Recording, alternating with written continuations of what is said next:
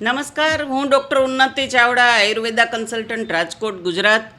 વજન ઘટાડવાની આપણી શૃંખલામાં ઘણા પ્રશ્ન બહેનોના હોય છે અથવા તો પેશન્ટના હોય છે કે વહેલા ઉઠવું શું જરૂરી છે, અથવા તો અમે માત્ર ડાયટ અને એક્સરસાઇઝ દિવસના કોઈ પણ ટાઈમમાં કરી લેશું તો ચાલશે.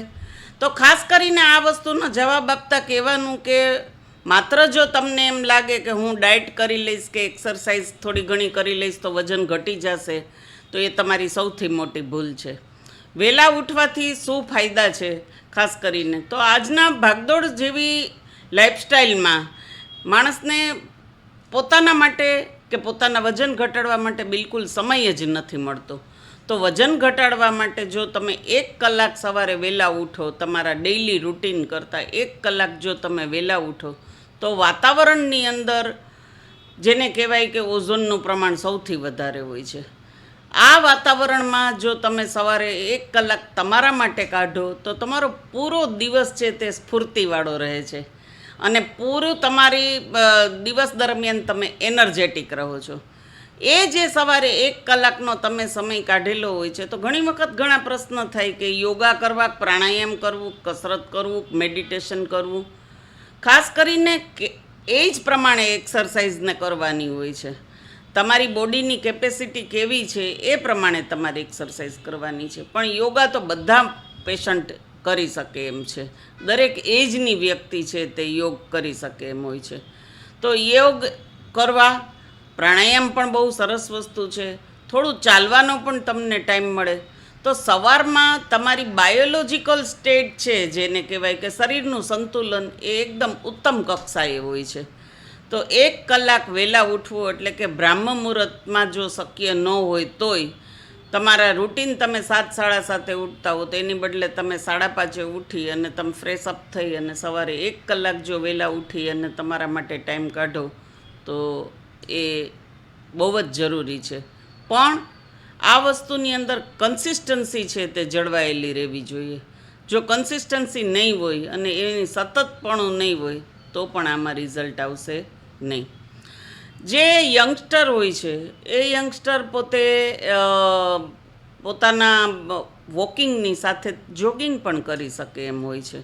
તો તમારો 3 કે 4 કિલોમીટરનો ટ્રેક હોય તો થોડું વોકિંગ, થોડું જોગિંગ, થોડું વોકિંગ, થોડું જોગિંગ, એમ કરીને પણ તમે કરી શકો છો. બીજું એ છે કે તમે મેરેથોન સ્ટાઇલથી પણ દોડી શકો. નહીં બહુ ફાસ્ટ, નહીં બહુ ધીમું, ધીમે ધીમે ધીમે તમે પૂરું રાઉન્ડ છે એ પણ તમે લગાડી શકો છો. તો વધારેમાં વધારે એનર્જીને બર્ન કરવા માટે તમે આરામથી જે દિવસની શરૂઆત કરો છો, કસરતની શરૂઆત કરો છો, તો હલકું, જેને કહેવાય કે હલકું જોગિંગ, એટલે કે સ્લો મોશનમાં, અતિ ફાસ્ટની જરૂર નથી. તો સ્ટાર્ટિંગ અને એન્ડ એ હંમેશા સ્લો હોવા જોઈએ. ત્યાર પછી તમે મિડ પાથની અંદર તમે એકદમ સ્પીડ પકડો અને બ્રિસ્ક વોક કે બ્રિસ્ક જોગ કોઈ પણ વસ્તુ તમે કરી શકો. તો આ જે વસ્તુ છે એ સૌથી આપણું સ્ટાર્ટિંગ આપણે કેવું કરવું ઘરેથી નીકળ્યા પછી, તો કે સ્લો બાય સ્લો, પછી પિકઅપ પકડવું અને ફરી પાછું આપણે સ્લો થઈ જવું, એક વસ્તુ.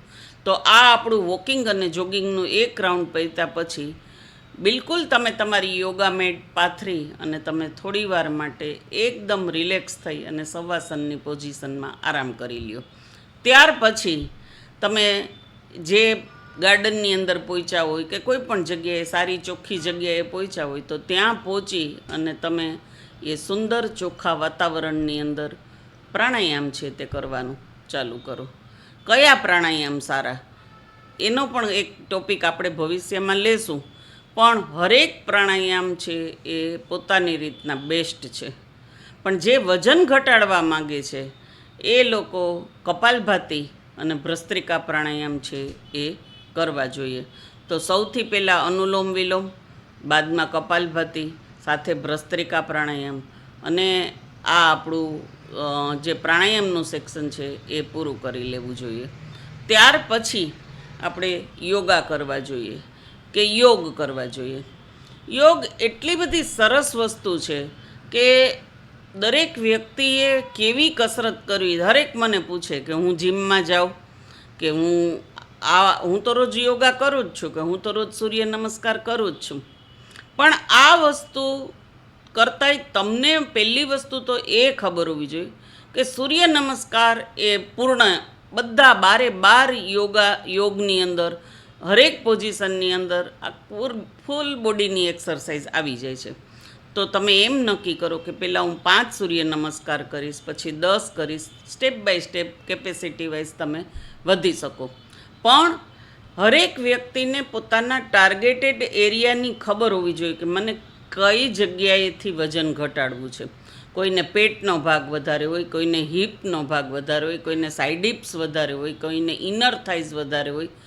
તો તમને ટિપિકલી એ ખબર હોવી જોઈએ કે વજન ઘટાડતા મારે કયા ભાગનું સ્ટ્રેચિંગ વધારે થાય એવું જરૂરી છે. મેં ઘણી વખત ઘણા પેશન્ટમાં જોયેલું છે કે એમને કાંડાનો ભાગ બિલકુલ નાનો હોય છે, બિલકુલ એને અપર બોડીની જરૂર જ નથી હોતી. ફેસ એકદમ સ્લિમ હોય છે, પણ પેટનો ભાગ ફાંદની જેમ અતિશય વધારે બહાર નીકળેલો હોય છે.